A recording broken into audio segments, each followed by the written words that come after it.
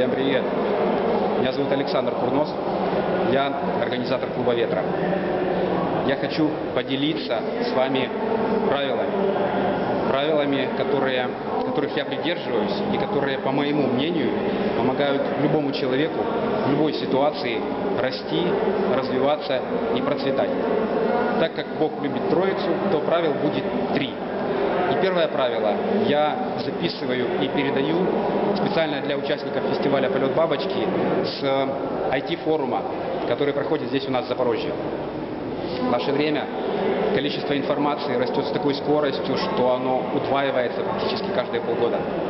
И чтобы не потеряться в этом информационном океане, мы должны обладать одним определенным качеством.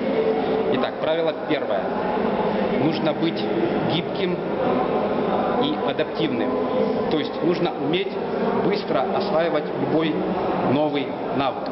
Как этому научиться, вы можете узнать в клубе «Ветра». Как научиться быстро учиться. До встречи на полете бабочки. Пока.